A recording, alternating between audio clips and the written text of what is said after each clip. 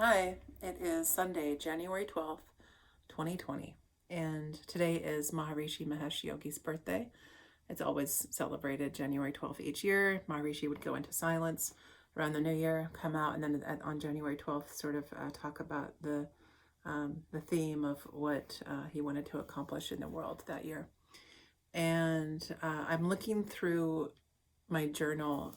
This is a journal that I've had for many years, and in 2008, when Maharishi passed away, I was the director of the West Seattle Maharishi Enlightenment Center, which was a TM center and Ayurvedic day spa. And when we had a community-wide service, like a celebration of life, a memorial service for Maharishi in the Seattle area, and my mom has been teaching in Seattle for decades, since the 70s, and her sisters were teachers there at the same time before her. But she had asked me to actually give the talk at the celebration of life, and I haven't read this in a while, but I just found this journal the other day because I was organizing my new bookshelf, and just before the part that I wrote about what I spoke at Maharishi's celebration of life, I just noticed randomly, a little off topic, some astrology notes just before that, that I had a Jyotish astrology reading in around like 2000 or 2001. I was on the Mother Divine program, which is it's a like an advanced meditation retreat or course for women to develop higher states of consciousness, and I did that for 2 years prior to finishing my degree in Maharishi Ayurveda and then becoming a TM teacher. And it was really a beautiful program, but it said for a career path, it's medical, book publishing, and teaching. And at the time, I don't think I was even thinking about publishing books, but it's like book writing, publishing. These are really big in my career path in my chart, which is interesting because the last few years all I've wanted to do is write books. It's just all I think about. And I do some writing. I've been working on some projects, but I've had a lot going on in my life, and partly, I want to write about that too. But I just thought that was really fascinating. And this section that I wrote for Maharishi, I'll share now. I said, welcome friends, family, colleagues, and fellow devotees of Maharishi Mahesh Yogi. We are gathered here to honor and recognize the transition that Maharishi made into Mahasamadhi, or eternal silence, this past Tuesday, February 5th at approximately 7 p.m. Central European Time. We just saw a glimpse of the beginnings of Maharishi's movement when he was first introducing the simple and practical techniques for developing consciousness to the West. I'm assuming that we had just watched a video prior to me speaking. And I am pretty sure that I won't be able to get through this without crying, because every time I started to think about what I was going to say, I cried. And while there may be a sense of loss, it is not out of sadness that the tears come. It is out of love and appreciation for Maharishi, and that love pours out from Maharishi, our teacher who has taught us how to live the full value of life. When I even begin to think of who Maharishi is, I am overwhelmed with gratitude for what he has given me in this lifetime, and how he has forever changed the destiny of mankind through his teachings and constant compassionate attention. And I want to say I can't sum up Maharishi in a few words. It would just be impossible. He worked around the clock for 50, 60 years on creating programs to bring really world peace, heaven on earth. And I took a course from Bevan Morris a few months ago on the history of the TM movement and Maharishi's work. And he described it as trying to, how can you even explain who he was? And I don't think, we can fathom it now. And I think it'll take centuries, if not thousands of years, for people to understand the impact that he had on helping to elevate consciousness in the world at this time. But he described this task of trying to explain who Maharishi is as trying to capture the entire ocean in a thimble, and that definitely applies here. So bear with me, I will continue in my reading. I said, it gives me great joy to know that I was not alone in this feeling. When I stop to think of and examine all of the people in my life who are significant and dear to me, I realize that they are all in my life because of Maharishi. When I look around the room today, I see people who are here because of Maharishi. For many of us, he is our guru, our divine teacher, and he plays a parental role in our lives. For some people only knew him as a guru to the Beatles. For myself, I can go as far to say that Maharishi has given me life, quite literally. Without Maharishi, I never would have been born. Not into this body, anyway. Like many of my closest friends and peers, my parents met on a meditation course in the 1960s, and a few years later, I had the greatest fortune to be born into a family that consists of 4 generations of TM meditators. We are all incredibly fortunate to be alive at a time when a great rishi of Maharishi's magnitude was alive, for it is rare that even in one lifetime a teacher like him comes along. It is a rare occurrence over many lifetimes. I have to admit that one of my favorite things about a lot of my friends, whom, shall I say, are a little bit more seasoned or older than me, is when they share their personal recounts of the times that they have spent with Maharishi and the wisdom they've gained through his teachings. And although I have never met him in person, he means more to me than anyone I've ever known. I feel that I have a sense of who he is, and I can say for sure that for us to capture and express all of the special qualities that he has and to list all of his achievements and his contributions to the world in a few short hours would be impossible. I speak of Maharishi not in the past tense, but in the present, because Maharishi is not gone. He did not go anywhere. At a lecture in Humboldt State College in 1970, Maharishi described what happens when a man who has attained cosmic consciousness, a level of consciousness in his lifetime, and when he passes away, I read that wrong. I said, at a lecture in Humboldt State College in 1970, Maharishi described what happens when a man who has attained a cosmic level of consciousness in his lifetime passes away. And what I mean by cosmic consciousness is a state of consciousness that is enlightenment. It means that someone who lives in this state of consciousness experiences pure unbounded consciousness 24 hours a day, not just in meditation, but in waking, dreaming, and sleeping states of consciousness as well. Maharishi described that a person living in cosmic consciousness lives in a state in which the small s in the word self becomes a big S, meaning that the status of the individual self expands to unboundedness. That is his status, and that he is. When one status is unbounded, he is beyond time and space. He's all over. Once he is all over, where can he go? And I say that I thought I had a sense of who Maharishi is. I mean, I don't think I can. I don't think I did, and I still don't think that I really do. But anyway, where can he go? Everywhere and forever in our hearts and minds.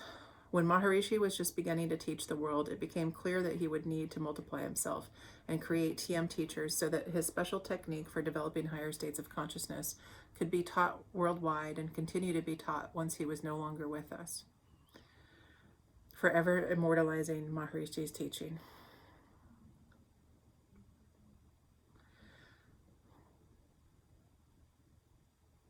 Today, we can appreciate his wisdom and foresight more than ever.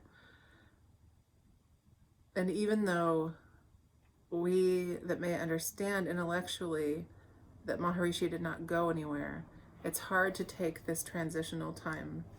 It's hard not to take this transitional time personally. For all of those whom have learned from him, this transition is deeply personal.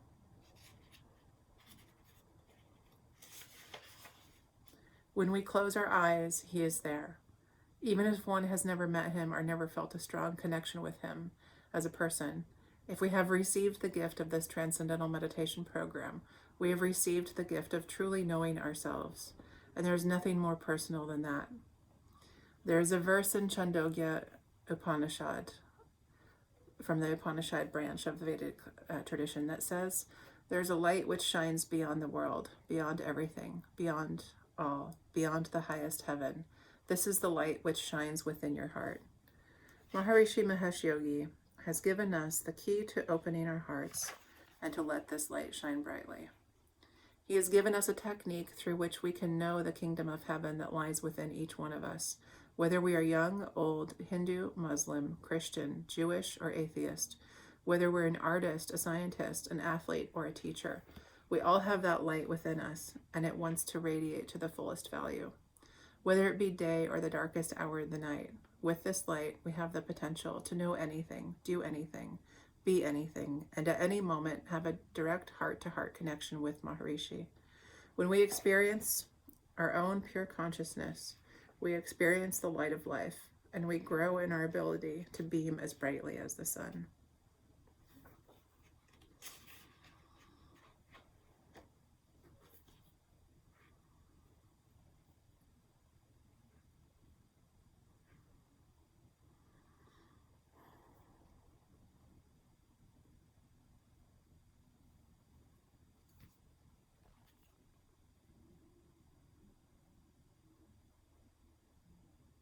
He was such a gift, his birth. Such a gift to the world. And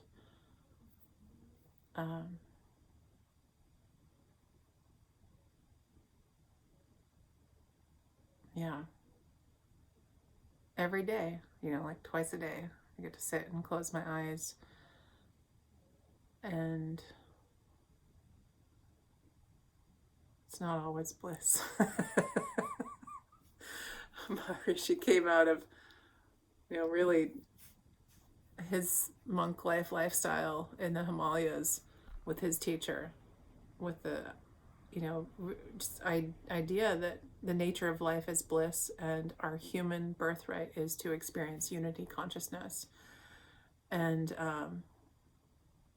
our true nature, like at the core, at the base of the the entire universe, there is infinite love, energy, bliss, and that we can access through pure consciousness. But being human on earth in this incredibly dense reality, it's so difficult sometimes. And and that was his just real blessing and gift. He said humans had accepted suffering as a means to liberation and spiritual enlightenment and growth. And he's saying, like, we don't have to suffer. I mean, we do learn from it, and I have been sharing quite a bit about what I've gone through, some of it anyway. And coming back to the beginning of the video when I was talking about I've been wanting to write books, and a lot of it is about this, my experiences with both. Yes, I've suffered quite a bit, but also have spent a lot of time devoted to developing higher states of consciousness, and really see the value of Maharishi's wisdom. And I shared a video recently about spiritual bypassing, and how it's like if you're just going for the feel good, blissy feels all the time without processing your stuff, it's like there could be some work that needs to be done. And I that's been my personal experience, but also I've had so many times in my life when I've just been in complete misery, exhausted from a long day of work, or just totally going through something, or really just, I mean, so much of it comes down to fatigue, like really our ability to deal with stress. When you're rested and when your body's functioning well, stress doesn't have as big of an impact. And yet there are things that are a little bit more extreme, like grief, and that was one of the things that really sort of took hold of my system. And it's like, even I sit down to meditate and I just cry. I just cry sometimes, not always. And that's like the physicality of this this painful existence of being a human. And yet for years, I've had many more times where I've sat down frustrated, angry, tired, all these things, and by the end of the meditation, it's just like gone. That deep rest and this simple and so effective and profound technique that Maharishi introduced to the world,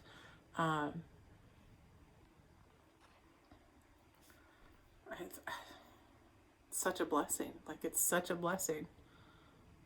And not just the meditation, there's however many thousands, they say something like 40,000 hours. He's one of the most videotaped people in the world.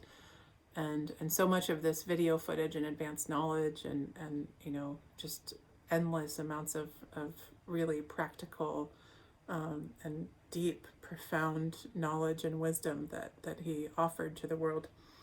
It's a lot of people don't know it because it's really it's not just for the intellectual understanding, it's for the experience of the growth of higher states of consciousness. And the main experience and catalyst for that growth is the experience of transcending, connecting with the unified field of pure consciousness. One could also say, I often refer to it as just source energy and source at the basis of everything in the universe. It's not Maharishi's language, but it is the source of, it's a source of thoughts. It's a source of all manifest creation. And that experience is so profound. And I've done so many things for self-care and over the years, and the simplicity of the TM technique is just it's unmatched in anything else. And the effectiveness. And yet, there are times when I need to do other things, and you might need to do other things, but I liken the experience of transcendental meditation to like drinking water and eating food. Like, it's such a basic, essential tool, especially for in my experience, for just developing that connection with the self and intuition and that inner guidance. Because let's face it, we're fed a lot of false narrative, false information, really surface level stuff in the world through media, social media.